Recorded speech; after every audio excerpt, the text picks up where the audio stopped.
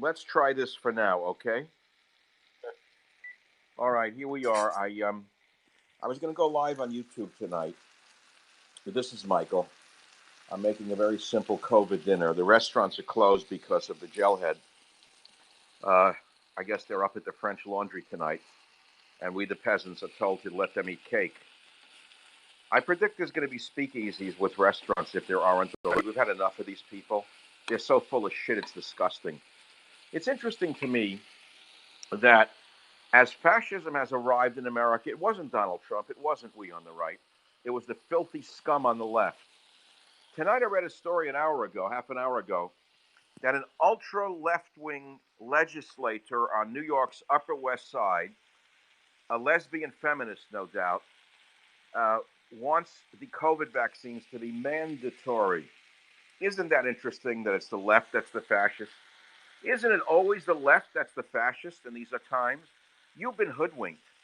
Many of you liberals don't even understand that it's the left that are the fascists. We on the so-called right are the only firewall between fascism and your loss of liberty. Anyway, but here we are. As I learned a long time ago, living well is the best revenge. And if you think you're going to put a needle in my arm, you got another guest coming, Johnson. You're not putting a needle in my arm. I have 12 ways to Sunday to avoid that vaccine, and I'm going to teach it to my audience. Everyone that wants to not comply is not going to comply. It's that simple. But remember what I said to you, living well is the best revenge. So it's a simple dinner tonight. And the main thing about simple dinners, oh, Helen Rosenthal. Oh, it's Helen Rosenthal turned a luxury hotel on the Upper West Side into a homeless shelter. That filthy piece of garbage. That filthy left-wing piece of crap. Why is it always the left-wing liberals who bring in fascism and hell?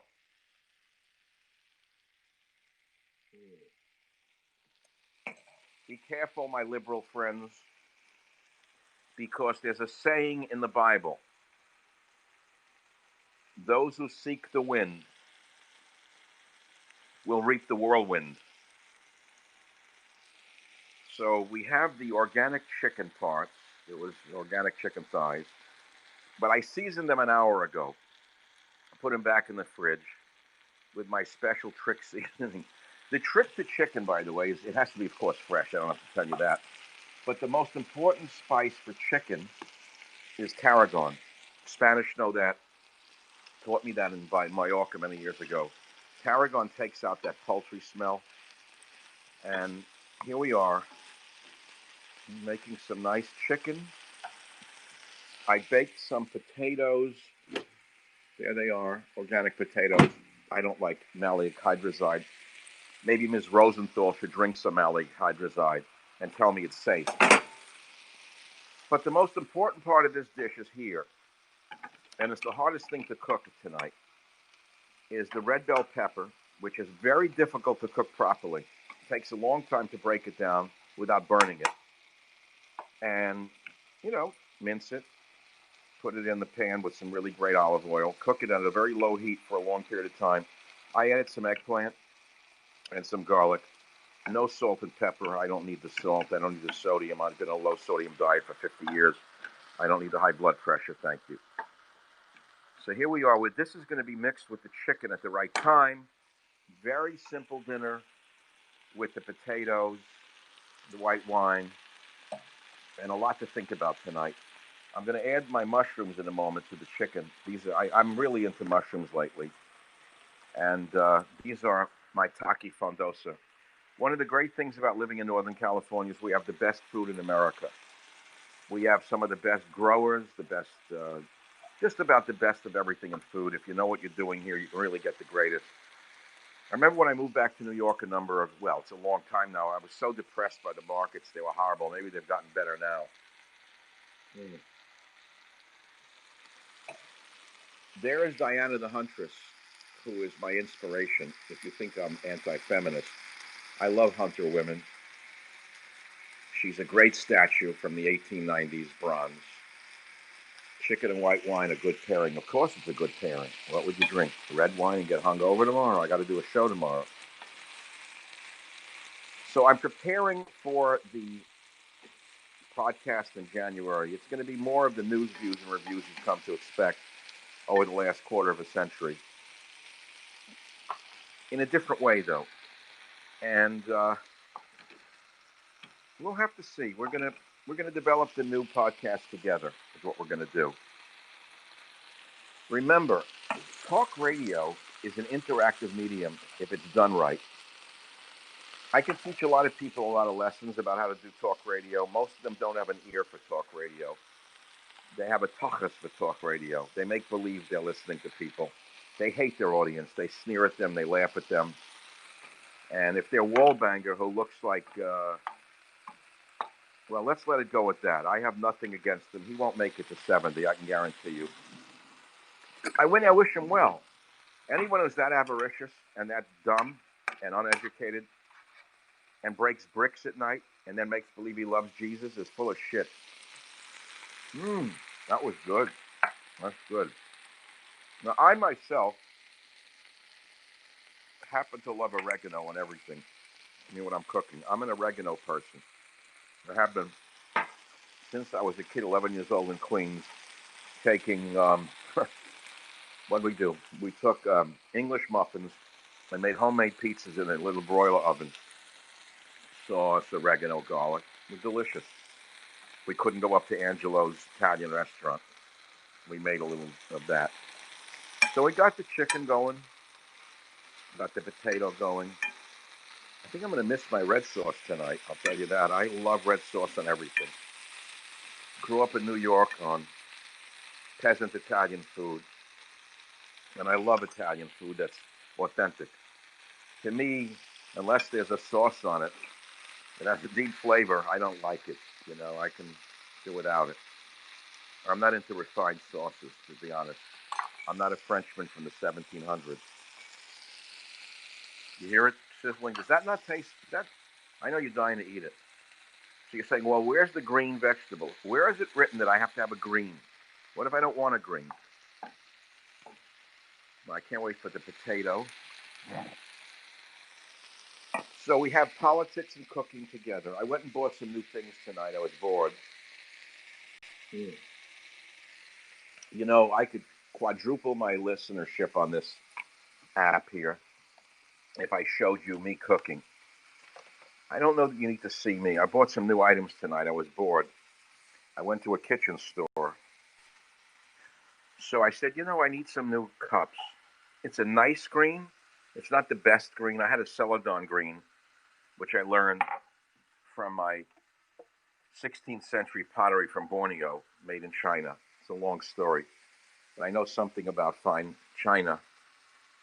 I know Ming Dynasty China.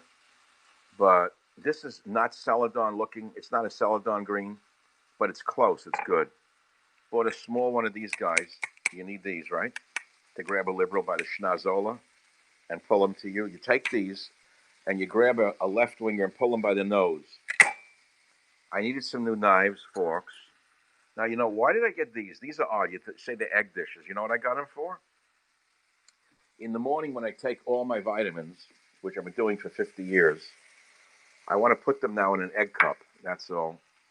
I got one of these, which I used to have years ago. I love that item. It drains a lettuce. Beautiful. And it was fun shopping for housewares. Okay, now you see here, here's your turning point. We're starting to get a little sear on the chicken, which is perfect. You got to be very careful not to overcook it and turn it into rubber. So as you know, if you're a chef, you're going to soften it up again now. Sorry, I'm not a good photographer. I'm kind of a natch guy. Okay, we're going to use a little wine to soften it a bit. And in a minute, I'm going to combine what I pre-cooked very soon. See, that chicken's almost done. This is going to be my lunch tomorrow during the show. If you want to hear me eating during the show, it will be this. I'm joking. Now, if I tap it, you'll see me. I don't know if you really want to see me. You know, what's there to see in me? Let's see. I'm going to comb my hair before I turn the camera around. 6:45 here on the West Coast. Look at that. Put the old cap on. And Got the cooking going. I love that sound. Is that not one of the greatest sounds on earth? Teddy is not here. You know, capers is a nice idea. It will take. Thank you. I like that. I like that. I'm a caper lover, both in life and in cooking. I've always liked capers. You can't do Sorry, you can't do capers right now in real life anymore because of the scumbag communist governors. Only they can do capers behind the scenes. Can you imagine what they're doing sexually? Are we allowed to ask? You really want to know what Como is doing sexually? Nobody wants to know. All right, leave me out of that one. Now, how do I get the capers out of here without? This is a tough one here. Yeah. Do a few of them. Mm-hmm. Capers are going to change the chicken for the better. You know very well that when you're preparing your chicken after you wash it, you put it in lemon juice. I picked them from my tree. I love living on the West Coast. I don't give a shit about the politicians. They can drop dead, all of them. They didn't create the earth. Most of them have never been on the bay. They're full of shit. Pardon me for cursing, but they can go to hell. I'm so angry at them. When I see fascism coming, I get really mad.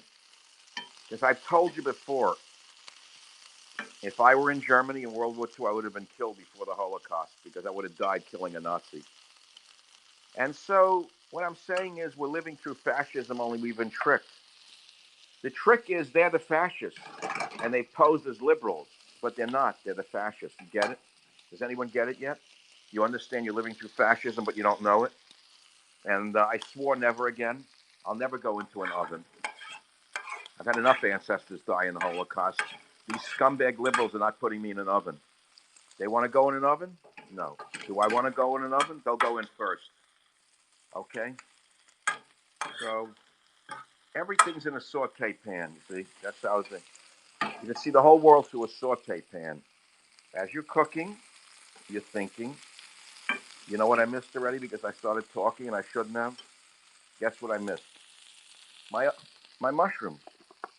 You're going to have to forgive me. I'm going to have to put this thing down. Look, tap, tap. You'll see me in a minute. Like, there we go. Okay. So, pardon me. I should have someone doing it, but I don't like anybody around me. I grew my beard back, for those of you who like me without my beard. God. It's going to slide down. Fuck. I'm going to put the olive oil on. That thing is bigger. Hold on. I love this. Don't you love a mess and a screw up and a non-professional video? I do. Everyone can make these slick videos, all these whores with their bodies, these moron idiots. You notice all the girls, how stupid and ugly they look? They're all trying to look like a disgusting, neutralized. How did the world become a Kardashian world of disgusting, low level DNA that should have been eliminated from the human race a long time ago? How did such low DNA become so popular? How did so many stupid people go on Instagram and call themselves influencers, and they wind up committing suicide or dying in a sewer somewhere? They're found in a sewer pipe at Staten Island. How's that possible? Such moron, disgusting. Didn't they have any parents, these girls? Look at this mushroom. See? That's what you want to get in your body. I don't want to eat it raw. One thing I won't do is eat a raw mushroom. Thank you. I've been in Northern California long enough, but I'm not that crazy yet. Now the chicken's drying out a bit, a little more white. One for the pot, one for me. Here's my glass. Here. I know many of you are bored to death, so you figure, all right, this is entertaining. He doesn't know what he's doing, right? All this education, all this publication. What does that mean in the world of abs and glutes? See these morons in Hollywood? Idiots. They went to the High School of Performing Arts, like De Niro. Could you believe it? De Niro went to the High School of Performing Arts in the 9th grade, but he knows more than the president does about life. Well, it shows you what fame can do to a person. See, now it's getting moist again. Look. See, the minute I switched it to me, maybe I should show you my abs. Maybe my ratings will go up. I've lost 30 pounds since last December after my heart attack of December 19, 2019. But I've had some people who are really nice to me online. Not everyone's an asshole. Only the liberals should wind up dead sooner than later from their lifestyle. Bastards that they are. Communist, fascist bastards. Almost done here. So, I had a heart attack in December 2019. Been doing my show despite the HA. Hospitalized, almost dead. Survived. Will to live. Prayed to God on the way into the emergency room. I'm just telling you right now, I'm not going to repeat it again. It's the end of the year. The hell with it.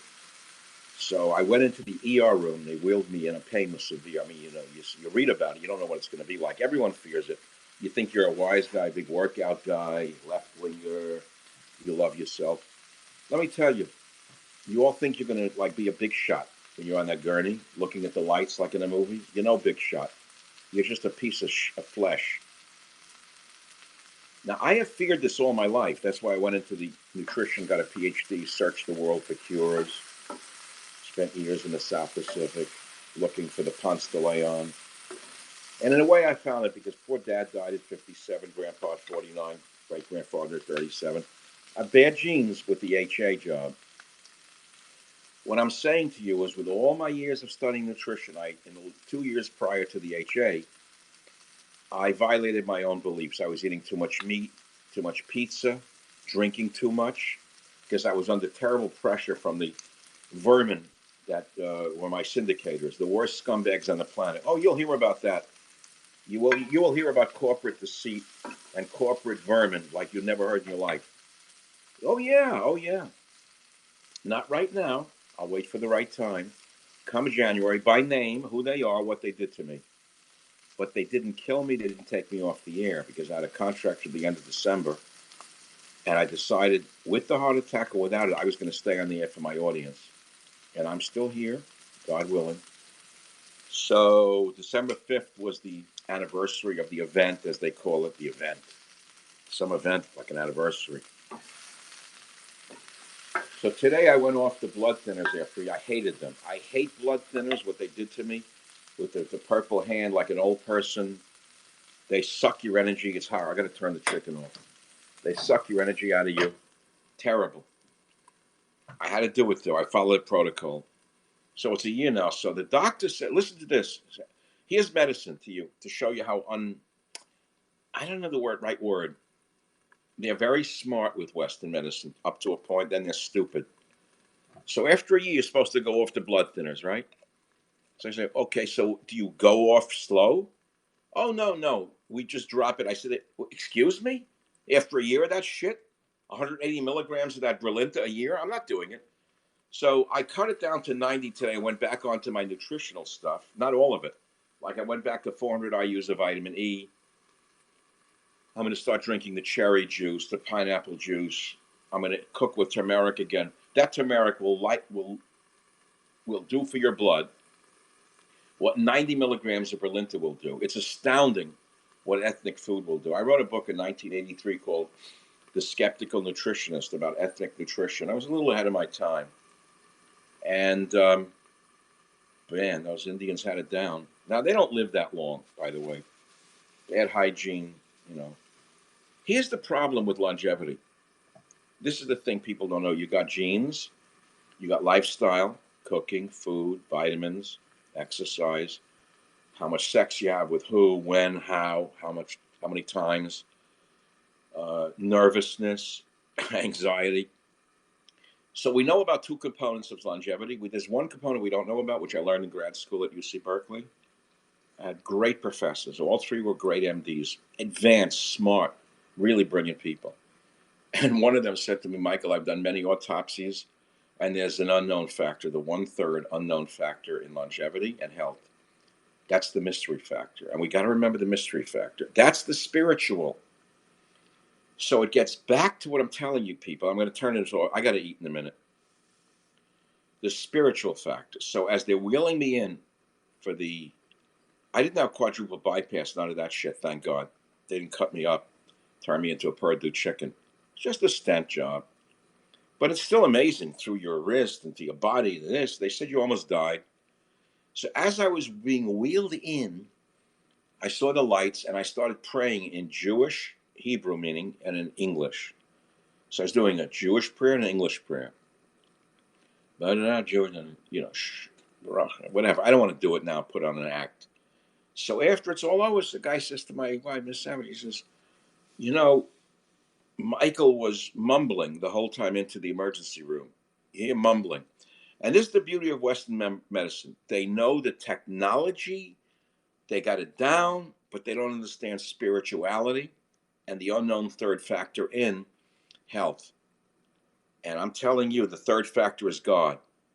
God, God, God. Without God, we are nothing. We're lower than dogs. Because you know why I say we're lower than dogs and lower than a worm if we don't know God? You want to hear it from Rabbi Michael, Priest Michael, Guru Michael? I'll make it Guru Michael. I'll make it easier. Why are we lower than worms if we don't let God into our soul? Because the worm doesn't know God. The dog, as beautiful as he is, does not know God. The, the deer, as gentle as she is, does not know God. But we as man have been taught about God. And if we reject that which we have been taught about, we are lower than the worm. We are lower than the humus. So this is the beginning of 2021. News, views, and reviews on the podcast. Tell your friends. Michael Savage, or Savage Nation podcast. I don't know what it's even called. But there's going to be a spiritual element that I give God his due on my podcast. I do not want the schmucks, the vermin, the garbage, the filth, the ab people, the ass people, tit people. I don't want them to dominate the podcast world anymore. I want God to dominate it. And I want you to help me. And on that note, I got to eat dinner. So I'm going to grab my little phone here. I hope you've enjoyed my little sermon because I gave you a sermon tonight. I gave you a sermon called One from the Heart. And I want to say this to you. For those of you who are young at heart, you will live forever with God. And I want to thank you for listening. God bless America. May we be saved from Biden and Harris, who are going to put us through the worst 4 years of hell. Afterwards, the country will turn so to the right, you won't believe it. If you think the Volkswagen and the superhighway was nothing, wait till you see what comes after 4 years of these communist socialist bastards. Good night. Have a nice night. I don't know how to stop it, okay? I really don't know how to stop this thing. Cancel this. Hit the X. I'm sorry. I'm not an expert at this. I'm not a person with tits and an ab. Excuse me.